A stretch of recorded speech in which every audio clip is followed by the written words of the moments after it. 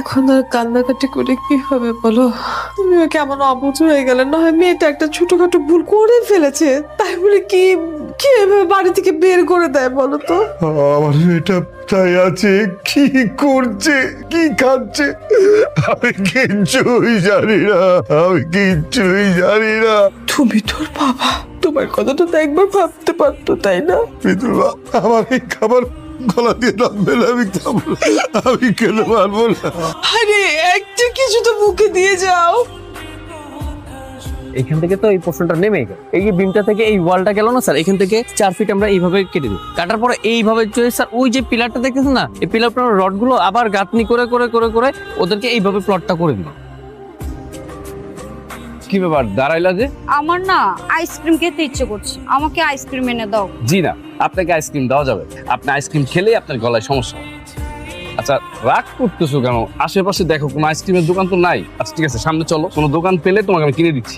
আমি কিছু বুঝি না, তুমি আইসক্রিম নিয়ে আসো, না হলে আমি এখান থেকে যাব না। আচ্ছা তুমি মাঝে মাঝে এরকম বাচ্চাদের মতন করো না, তুমি কি বাচ্চা? হ্যাঁ আমি বাচ্চা, আমার আইসক্রিম লাগবেই। আচ্ছা ঠিক আছে, তুমি এখানে দাঁড়াও, আমি আইসক্রিম নিয়ে আসছি, ঠিক আছে? এখান থেকে কিন্তু কোথাও যাবা না।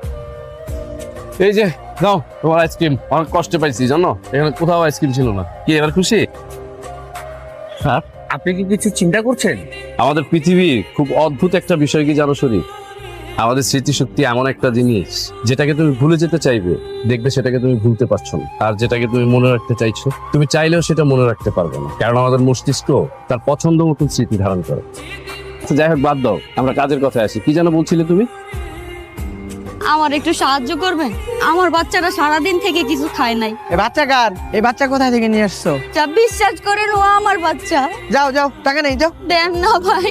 কাজ করে খাইতে পারো না, যাও। স্যার আমি মাঝে মাঝে খেয়াল করি কোন বিষয় নিয়ে যেন আনমনা হয়ে খুব চিন্তা করি। প্রেম করছো কখনো শরীফ?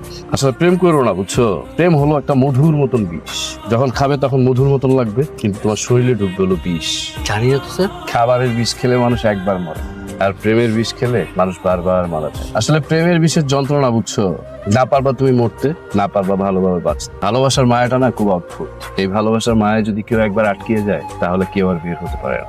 স্যার আমি তো কখনো কারো মায়ায় আটকা পড়ি নাই, আমি এসব বুঝি না স্যার। খুব ভালো করছো, কারো মায়া না আটকানোই ভালো, কারো মায়া যদি একবার আটকিয়ে যাও একদম জীবন শেষ।